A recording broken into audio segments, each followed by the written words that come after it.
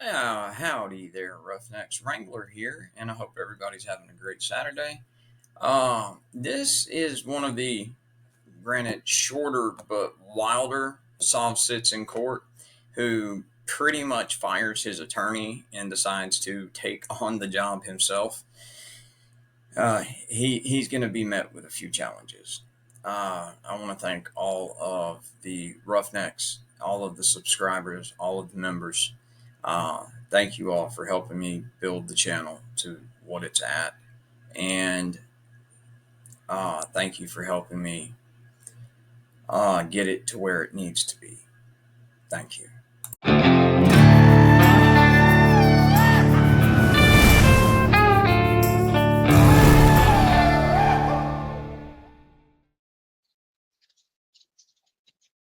Good evening, sir.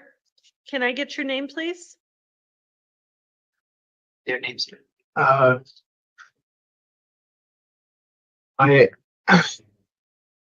I'm known as Wolf from the tribe of Shank.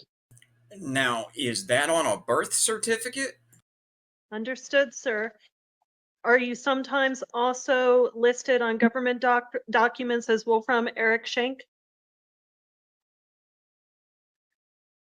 Possibly. All right, sir. So what we're going to do this evening is we are going to talk about your conditions of release, and we're going to talk about future court dates. I'm going to let you know that you have the right to remain silent. Anything you say can and will be used against you. You also have the right to an attorney, and I am going to appoint the public defender's office to represent you. There's a representative from their office seated right next to you. One moment, sir. But Your Honor, that man he is educated and he's trained to be an attorney and defend me in court, and I just cannot have that. And in a moment, I'm going to hear from counsel as to release conditions. You were raising your finger, sir. I advise you before you tell me anything, again, because you have the right to remain silent, talk to the attorney seated next to you first.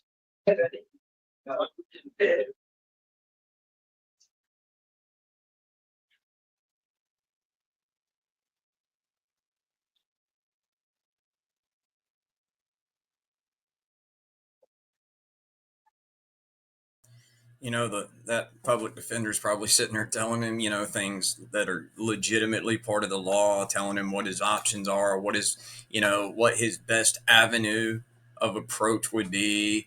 And he's going to probably just say, oh, absolutely not. I can't make a complete circus out of this court by doing it that way. Your Honor, I would like to inform the court that Mr.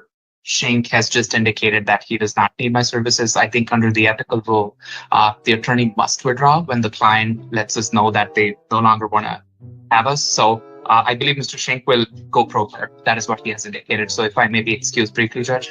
You may. Thank you.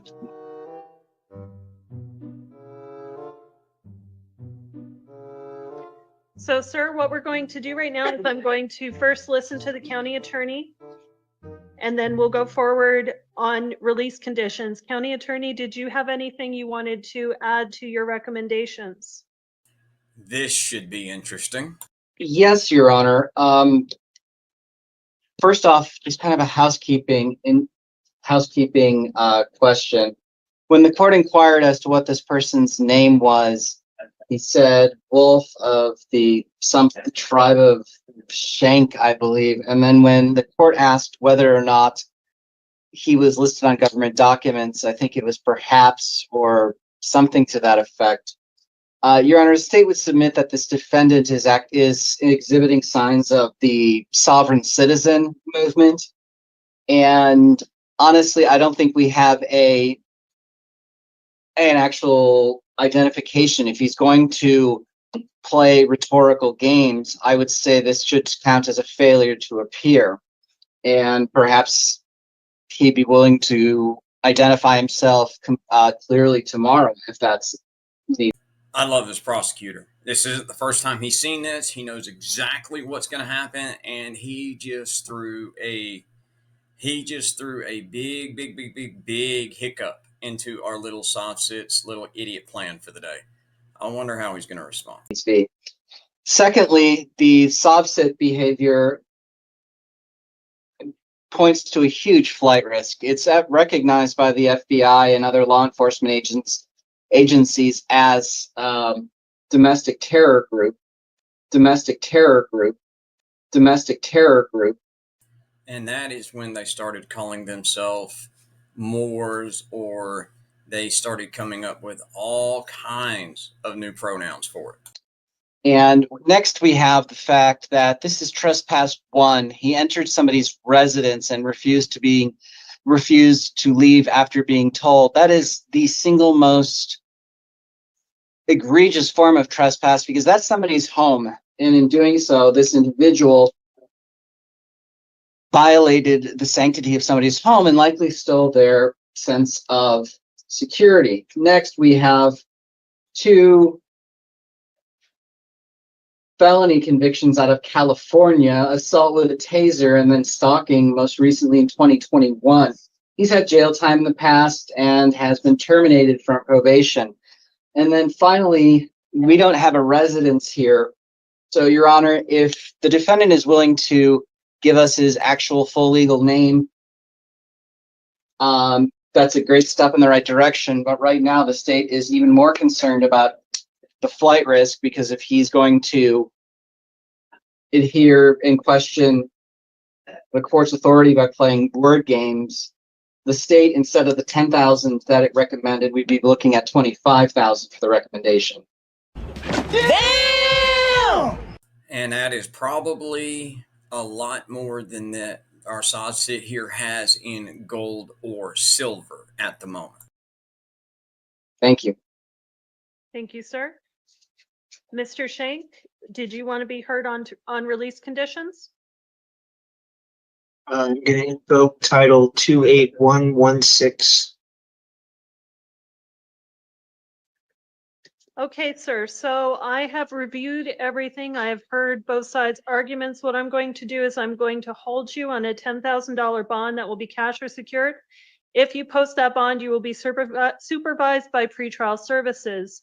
You will abide by any conditions or monitoring they want you to do. You will not possess or consume alcohol or illegal drugs. You shall possess no firearms or weapons. You shall not have any contact with the alleged victims in this case. You will not go back to the incident location. And your next court date, sir, will be September 3rd, 2024 at 1:30 in the afternoon. Well, Judge, where in the Uniform Commercial Code do you have the authority to set those kind of restrictions on this noble inhabitant? If you post your bond, you still need to make sure you make that court date, and that court date may change. So you have to make sure you stay in contact with the courts and with pretrial services. And that's Judge, go ahead. Was that bond cash or secured? The state would move for the former, not the latter. The difference being, one he would actually have to shell out 10 grand out of his pocket to be held by the court until the resolution of this case. The other, he could go through a bondsman and would only have to put up 10%, $1,000, and whatever fees went along with it. Because any SovCit, guys, is going to be a flight risk, for the simple fact that they are transient by nature. Because they don't believe in the system, they don't have homes, they don't own property, they don't have leases, they don't have rental agreements. Again, they are transient by nature. It goes with the whole being a SovCit. So yes, I would probably think, especially with him already having felony convictions out of California, which you've got to be as lenient as California is, you have really got to F up bad to actually catch felony convictions there. So, yeah, I think that the prosecutor in this case is right.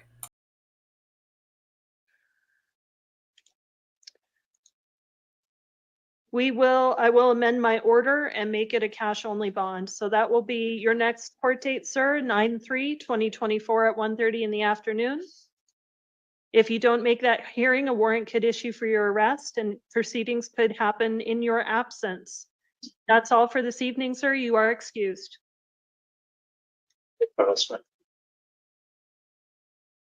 And Your Honor, before we go off the record on this one, I just wanted to make a brief record that I believe since this is a pre-charge matter, the Sixth Amendment is not implicated, so I think I can still withdraw once he indicates that my services are no longer needed.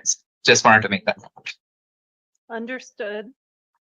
Yeah, I know, guys. There wasn't a whole lot of fireworks in this one. There wasn't him jumping off the walls, screaming, or quoted sections of the Uniform Commercial Code or some silly shit like that, But I thought that the way that the judge and the prosecutor they handled it was just. I thought that right there was the absolute best, most efficient, professional I've seen a SovCit handled in court. And the public defender, I want to give him a pat on the back because, he was incredibly professional as well. And that right there is what we need to see more often. Is we need to see the judges doing their damn job. We need to see the prosecutors, dropping their shoulder and charging forward. And they need to stop being intimidated by this bullshit that these SovCits and frauditors have come up with. And yeah, I know I included frauditors because I have come up, and it's been my belief from day one of this channel that a frauditor is nothing more than a SovCit who lacks the balls to take the police encounter all the way to a visit with Mr. Sparky and a phone call to Safe Light Repair, Safe Light Replace. Anyway, guys, it's Wrangler. I'm out of here. I love y'all. Have a good one.